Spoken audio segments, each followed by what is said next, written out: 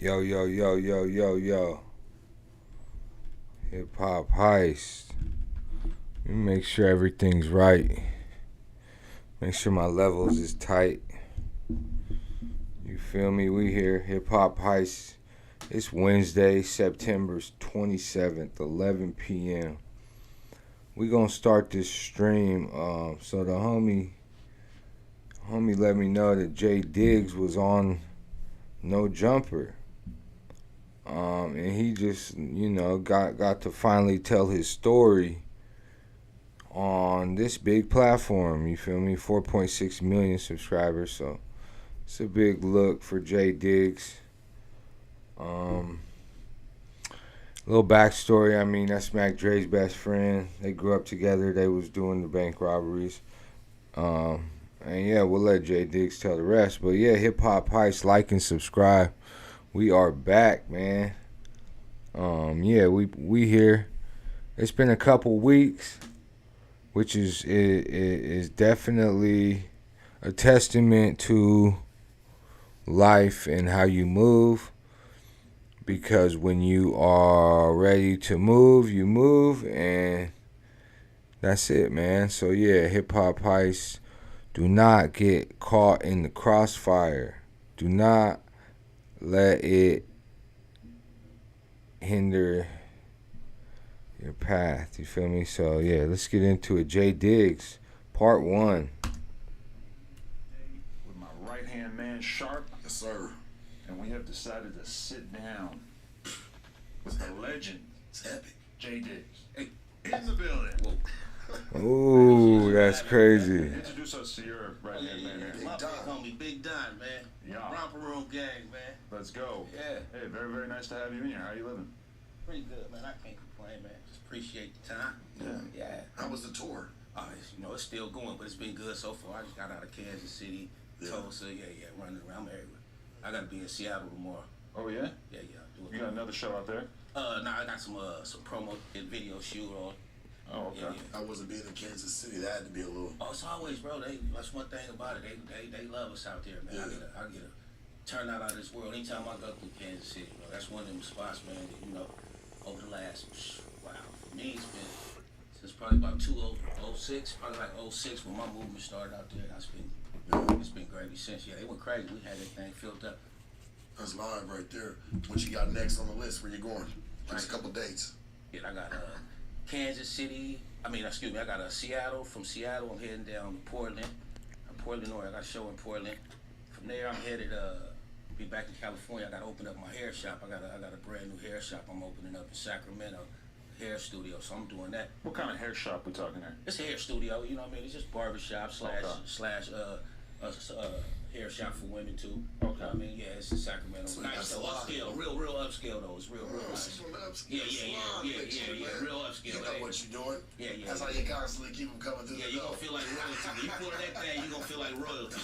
You're gonna feel like royalty when you step in that shop. You're gonna, I like it. Hey, so let me ask you this. Since it's the first time that we ever sat down, can we lay the story of the early days of Jay Diggs before we get into more current events and whatnot? Definitely. For sure. So, tell us a little bit about where you're coming from and That everything. good old Vallejo. I want to know about it. Yeah, 707 been on mine. So this has been a story that's been told several times. So a lot of people that do know me will know it, but for the people that don't know me, my home is the Bay Area. That's a big point too. Like Jay Diggs, they known all around the world, but there's also like a bigger part of the world that they're not known yet. That Jay Diggs, and even rest in peace Mac Dre. Like they're not known yet, but I mean, and some of the narratives too have been spun out of control through this internet about Jay Diggs and where he come from and what his ties are to Mac Dre and the Bay Area shit, but I just think it's a great platform it's just a big platform with a lot of the young guys. So for Jay Diggs to get his off on here, he's going to set it straight. That's what I believe from the interviews I've been seeing of Jay Diggs growing up, near the Bay too. So 707, Vallejo, California, Crest, to be exact. Yeah. My movement is up under Mac Dre. You feel me? That's the Thiz Entertainment movement, which used to started off as Romp Records, turned into Thiz Entertainment. Yeah. I might be one of the only people. What if I told you for just $1 down, you Man, nobody care about this shit. Let's go. Only people old enough to remember the Romper Room, the original show that you guys Yeah. named it after, because that there was some old. Even when I was a kid, I remember it was kind of already on the way out. Yeah, exactly. In terms of the children's TV show. Yeah, exactly. That's where it came from that show. That's where the name came from originally. And so as far as our crews, you know, Dre was a Bay Area pioneer. You know, he put out albums, and his first album was what, 89. He dropped his first album in 89. And so you knew about him, like, let's slow it down a little bit. Like, so when you were a young kid, like, where were you at even when you found out about Mac Dre? Was he just always kind of in your line of sight? Vallejo, California. So Dre went to Hogan High School, and he went to high school with some of my other cuddies. So you guys about the same age, or are you a Yeah, bit Dre younger? a year older than me. Okay. Dre's a year So older. you're in high school at the same time, but he's at a different high school? Yeah. I went to Vallejo High. He went to Hogan High. Okay. And my cuddies, actually my little Cuddy, that's the Bay. You feel me? cousin Kilo, Don and them, they went to school with him. And Don, he went to Vallejo with me too. So I met Dre after them. They brought Dre to the neighborhood, which is our neighborhood, the Crest. You feel me? And I met Dre through my little cousin Kilo, you know, just being at Kilo house. And Dre was at the time, Dre was really on his rap shit, you know, that's what he wanted to do. He was rapping, but he was in the streets too, you know, Dre grind, he was doing all, just was in the area, you feel me? So everybody wanted a piece of that pie. And our neighborhood, that's what our neighborhood was. Our neighborhood was a block, you feel me? So when I met Dre, he was, you know, he was really in his early years of I want to be on this rap, you know what I mean? He was rapping his ass off. And the crew was supporting him, you know what I mean? Everybody was behind him. The crew, the neighborhood was behind Dre at the time. And so he was doing talent shows and doing like that. And then he had met with some of my other homeboys that was in the game, Renaud, shout out Renaud and Drip, that was in the game, and he hooked up with a famous producer from our area. His name is Kyrie. Kyrie played all the instruments and all. And they hooked up together. They started a label together, and at the time it was Young Black Brother Records. It started at Romp Records, and then Strictly Business, and then went over. So Strictly Business, that's what it was. Strictly Business first, and then went over to Romp Records. Over to Young Black Brother Records. After we went to jail, so we ended up catching a case in 1992. Dre ended up catching a case with me. He ended up being my co-defendant. But how did you end up actually working with him or doing music with him, or did you guys unite on more of a street level at first? He was the rapper first. I was rapping too, but he was the rapper first. Like you said, he got brought over to the neighborhood one day. Yeah. Voila. He was the rapper. That was always his passion. You feel me? I rap too.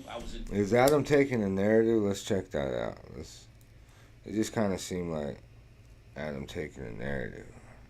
I rap too, but I wasn't the rapper. But that is Whack 100's boy, so I mean we won't get into that. The crew did rap too, but I wasn't the rapper. I was doing music. I did talent. Where's Sharp from? Sharp from the Bay? But Dre, we knew Dre was the dude. We knew that was the dude. He was the spokesman for the crew. Oh, Vegas. It seems different though down where y'all from. Like it ain't gangs, it's blocks. Yeah, it's Everybody neighborhoods. crews, neighborhoods. It's neighborhoods. It's They don't neighborhoods. really like gang bang. You know what I'm saying? Families. It's not a Crip and Blood thing in the Bay Area, bro. It's where you from, the city you from, what neighborhood you from in that city, and that's what it always been, bro. You know, we had to, for years. It's crazy because for years, bro, we had to really, you know, we one of the few neighborhoods that's a real neighborhood that don't got that. We had to fight that out our hood for years. Our section, the Bay Area, you know, we went through a lot. It wasn't like flags didn't come down there. They used to try to come down there flagging and doing all this. Yeah. But it was up to us as the older OGs. Even my son and them, you know, we had to jump out on them at one time. Like, hey, nah, we're not doing that out here. Really? Start that. Bloods and Crips were trying to take over blocks over there, and the blocks Not kind just of trying to take over, just the following it. The You know, influence. the influence. You know, everybody seeing it. Everybody want to be part of it. Everybody got a cousin from somewhere to come down to the neighborhood. He hanging in the neighborhood now. So we had, we had times where the neighborhood had to go through some, make sure that, that this don't get took over. It was one of the things. But here to this day, the Bay Area has never been known for Crips and Bloods. It's always been a neighborhood town. Even though they say cousin, but Yeah. But no, so, that's not In the what same it was. sentence. In the same damn sentence. Yeah, in the same sentence. very Yeah, confusing yeah. sometimes. So, okay, but you were doing street with Mac Dre, or was it mostly just rap? So Dre was on his rap. Me and my crew, we was in the streets. Right. We was doing Dre. Dre did streets too. But Dre wasn't doing everything that they said Dre was doing. As far as we got into robbing young. As teenagers, we started robbing. We was started knocking off pizza parlors, hotels, all this. Then we moved over to banks. You feel me? So by the time we started hitting banks, got out of control, and then Dre was really at a buzz at the same time. So we was doing our thing, you feel me, as far as in the streets with these banks and shit, and he was working his music game. So when Dre this was 91 at the time. In 91, Jive Records was in the Bay Area. They had Too Short, they had just signed E40, they had signed Spice One, and they was trying to get Dre at the time.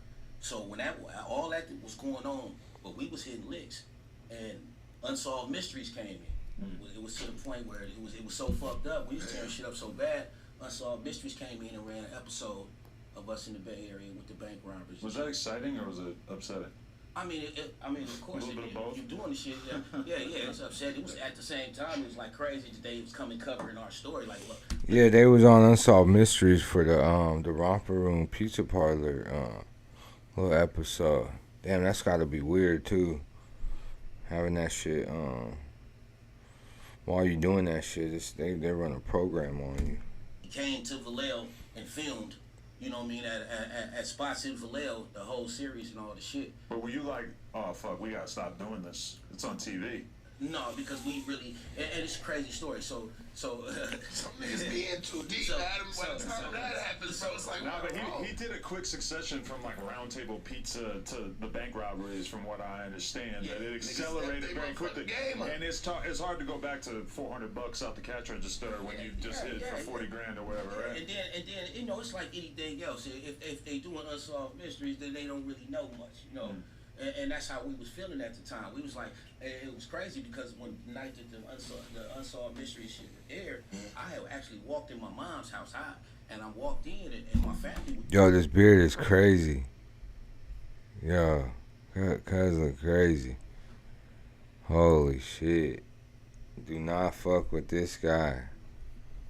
That motherfucker look crazy, Watching bud. the shit, my mom, my dad, I think my sister is in there, and they like, this episode they talking about the dudes doing the bank robberies, because the bank robberies was that's all you seen on the news every other night. So they was running the shit. So when I come in, I'm watching it, and they had an actual live clip of me.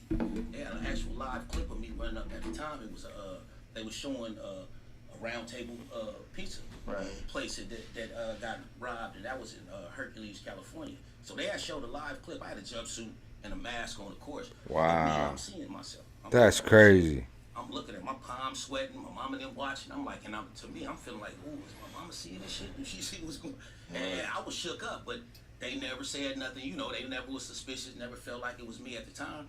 So, after that shit was over, we got together, we talked about it. Me and Wow. Caddy's like, shit. Who y'all That's thought that was? crazy. Who you seen that? You seen that picture they showed? All the shit. And, Well, who they did the reenactment on? And we like, shit. Let's be. Man, that would be wild to see.